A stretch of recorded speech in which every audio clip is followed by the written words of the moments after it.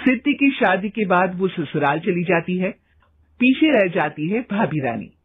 सिद्धि के ससुराल जाते ही भाभी कहती है, अरे वाह जी वाह, सारे कपड़े मेरे। हाय रे पैंट, अरे वाह वाह, मजा आ जाएगा। अरे ये सिद्धि की अलमारी के सामने खड़े होकर क्या बड़बड़ा रही है? जाकर देख मेहमानों को विदाई की मिठाई मिली कि नहीं। अब हाँ माँ जी, क्यों नहीं, लेकिन पहले कपड़े तो बदल लूं। अब रानी आ जाती है सिद्धि के उन कपड़ों में जो वो ससुराल जाने से पहले घर छोड़ जाती है। अरे रानी, कुछ दिन रुक जाती। अरे ये तो सिद्धि बिटिया को मैंने ही दिया था, बड़ा ही फबता था उस पर, तुझ पर तो कुछ खास नहीं लग रहा। अब वो ना मेरे सारे कपड़े गीले थे तो सोचा पहन लूं। वैसे भी सिद्धि को कौन सा भी पुराने आउटडेटेड कपड़ों को पहनना है। वैसे भी ये सूट तो मैंने तभी पहना था, वैसे खास है भी नहीं ये। हाँ ठीक है, लेकिन ना मेरी सिद्धि पर तो जमता था। सारे मेहमान चले जाते हैं और सिद्धि ससुराल से मायके पहली बार आती है। अपना घर, अपना कमरा, अपनी अलमारी। ये बोलकर जैसे ही सिद्धि अलमारी खोलती है तो सामने उसके कपड़ों की जगह कुछ और ही रखा होता है। माँ, ओ माँ, जरा कमरे में तो आना। सास और रानी वहां पहुंच जाते हैं। रानी ने पहनी होती है सिद्धि की जींस और टी शर्ट। अरे भाभी, ये क्या? ये तो मेरी बड़ी ही महंगी टी शर्ट है, इसे आपने घर में क्यों पहनी है? अरे बहुत मिलती है दीदी ये चौक की मार्केट में, 150 में।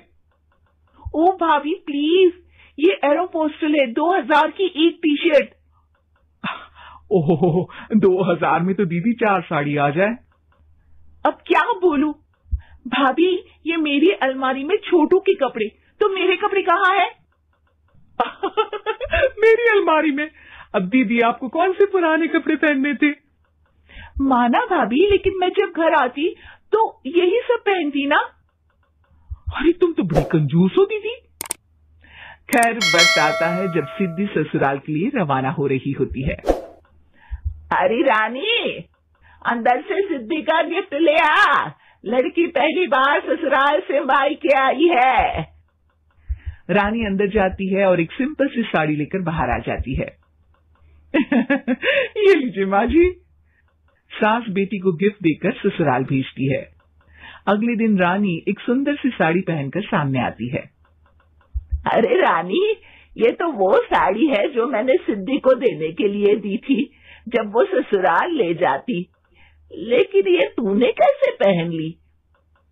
अरे माँ जी, ये साड़ी तो मुझे बहुत पहले से ही पसंद थी, लेकिन चिंता ना करिए, मैंने सिद्धि के लिए भी अच्छी सी साड़ी दी है। हाँ। तभी सिद्धि का फोन आता है। क्या माँ, कुछ अच्छा तो दिया होता ससुराल ले जाने के लिए। अरे पहले दिखा दिया होता। ये चमकते हुए पैकेट में नौकरानी वाली साड़ी मत दिया करो माँ। अरे बेटे, वो तेरी भाभी ने ना गलती से उससे पैकेट बदल गया। हाँ, मैं कल ही तेरे भाई के हाथ से तेरा वाला पैकेट भेज दूंगी। अरे रहने दो माँ, आई एम श्योर भाभी ने अभी वही साड़ी पहनी होगी जो तुमने मेरे लिए रखी थी। तुम तो समझ नहीं पाई उनको। खैर छोड़ो, मैं ज्यादा बोलती अच्छी नहीं लगती, रहने दो, आपको उन्हीं के साथ रहना है, फिर बात करेंगे। सास को रानी पर गुस्सा आ जाता है। वो उसके कमरे में जाती है जहाँ वो शादी का एल्बम देख रही होती है। रानी, मार्केट जाकर एक ऐसी ही साड़ी लेकर आ, कल प्रतीक जाकर सिद्धि के घर दे आएगा। अरे क्यों माँ जी, कितनी साड़ी देनी है दीदी को? यहाँ कोई सेल लगी है क्या? अरे चुप कर, मेरे बेटी के हिस्से की साड़ी खुद पहन ली, अब ज्यादा ज्ञान बांट रही है। एक दिन सिद्धि का फोन आता है। माँ, मेरी सास ने आप सबको खाने पर बुलाया है। सारे लोग सिद्धि के ससुराल पहुंचते हैं। खाना खाकर वो लोग निकल रहे होते हैं कि सिद्धि की सास सभी को गिफ्ट देती है। अरे बहन जी, बेटी के घर का खाना खा लिया, यही बहुत है, जो आप ऊपर से गिफ्ट भी दे रही है।